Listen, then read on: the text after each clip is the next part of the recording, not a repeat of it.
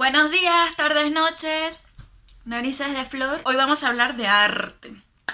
Desde los inicios, inicios que existen varios artistas desde... Ya ni me acuerdo.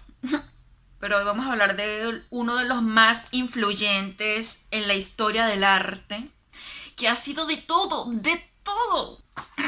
Vamos a enumerar un poco, que decirlo así de cabeza fría pues no me acuerdo, porque son tantas cosas, es que no hay nada que este hombre no haga. Y sí, es un hombre. Esta persona fue pintor, escultor, ingeniero, arquitecto, físico, biólogo, inventor, geólogo, cartógrafo, diseñador de jardines, músico, astrónomo, urbanista, científico, alquimista, filósofo, poeta y fundidor. No hay nada que este hombre no haga. Bueno, yo creo que ya saben de quién estoy hablando. De Leonardo da Vinci, el florentino.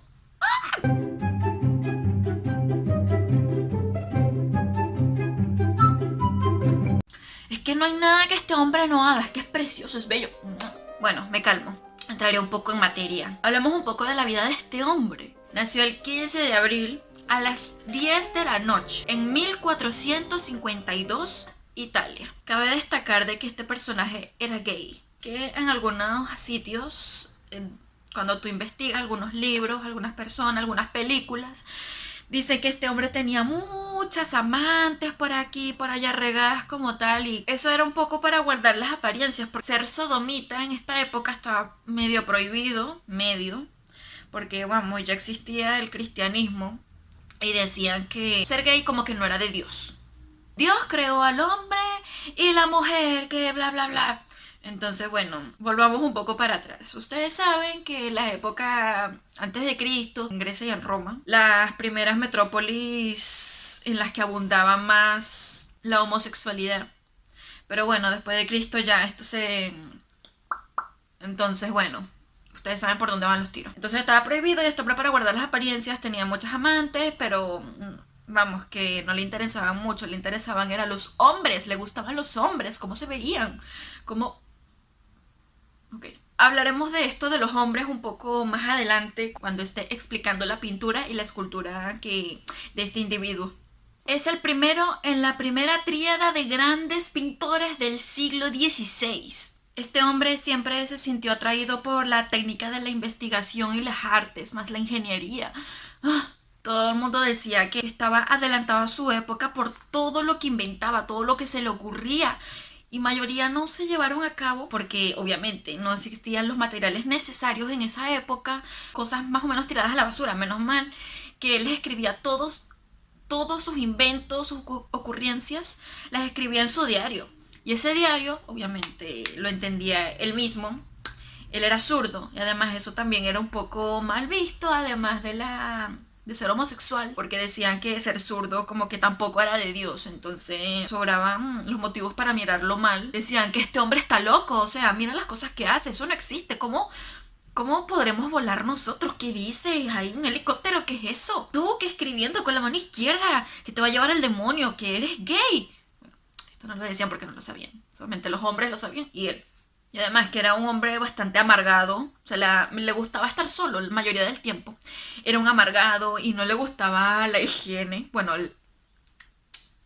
no es que no le gustaba, sino que se la pasaba tanto tiempo encerrado en su taller, imaginando, creando, escribiendo, inventando, que bueno, se le pasaba por alto la limpieza corporal. Y mayoría de las veces que iba a un delicioso, pues resulta que andaba un poco...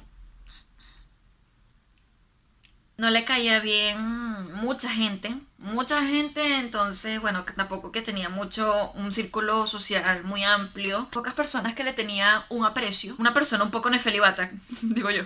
Sigamos, hablemos en pintura, las técnicas de este hombre, joder.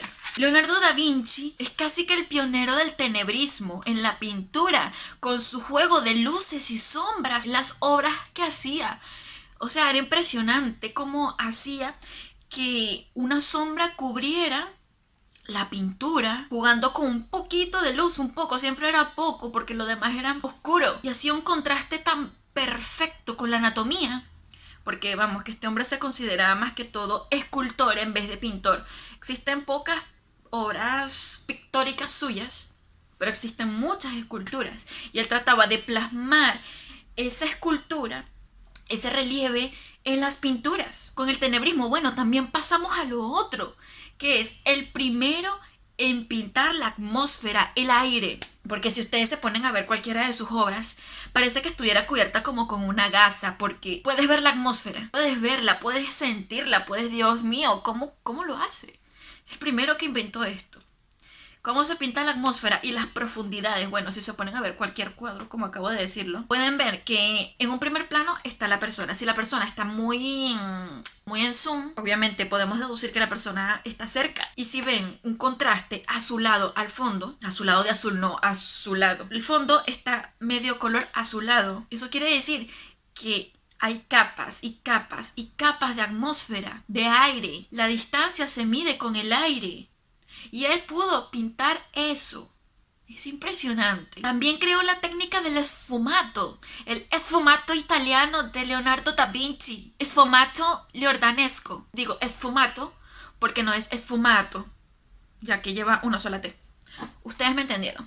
¿Qué significa este sfumato? Por ejemplo, vamos a explicarlo con la Gioconda. La Gioconda, o la Alegre, que se traduce en italiano. La Lisa Geraldini, o la Mona Lisa, la pintó Leonardo da Vinci. Y bueno, ¿cómo explicamos esfumato con esto? Miren el contorno. Para esa época los pintores tenían muy denotados los contornos de la pintura, de las figuras. Entonces eso parecía un poco rígido, como si por más que intentaras copiar a la persona en su retrato, como que se veía menos natural. Él intentó hacerlo más dinámico, que pareciera que estuviese vivo, esfumando las líneas del contorno de la pintura para que pareciera que estuviese desapareciendo con el fondo. Es impresionante cómo hace esto, o sea, él es el primero. Él siempre fue un obsesionado con los detalles, los pequeños detalles. Por ejemplo, también seguimos con la Gioconda. Este cuadro tardó 10 años en pintarse. ¿Por qué 10 años? Porque cada vez que él decía, está listo, al día siguiente o a las horas siguientes, decía, no, le falta esto. Y siempre andaba retocando pinceladas pequeñas, pinceladas grandes, bueno, más que todo pequeñas, con los pequeños detalles que hacía. Y eso hace que sus pinturas fueran las más impresionantes. Por eso es que también existen muy pocas obras pictóricas suyas, porque como era tan obsesionado con estos detalles que pues nunca estuvo al 100% satisfecho para decir que esta obra ya está lista. Y además que este personaje tampoco era constante en todo lo que hacía. Lo dejaba a medias, como varias personas que yo conozco. Él se consideraba más que todo escultor, prefería esculpir por encargos luego de que se volvió independiente, que el alumno superó al maestro. Es perfecto. Con respecto a la escultura y la pintura, el sello leonardesco es los párpados gruesos de la mirada y las manos delicadas y finas, siempre. Cuando tú veas un cuadro, lo que sea, y te fijes en los párpados y las finas manos, vas a descifrar que será de Leonardo. En la ingeniería, este hombre inventó el helicóptero, el submarino, el automóvil, el auto de guerra. No se llevaron a cabo pocas cosas. Este hombre hizo progresos en los estudios de la anatomía, la ingeniería civil, la óptica y la hidrodinámica. O sea, por ahora, esto es lo que tengo que decir de Leonardo da Vinci, que este hombre. Si te gustó, házmelo saber y veré si subo otro video hablando en específico de sus esculturas o sus pinturas o su arquitectura, que este video fue más que todo para hablar de él como tal. Así que nos vemos en el siguiente video. Chao.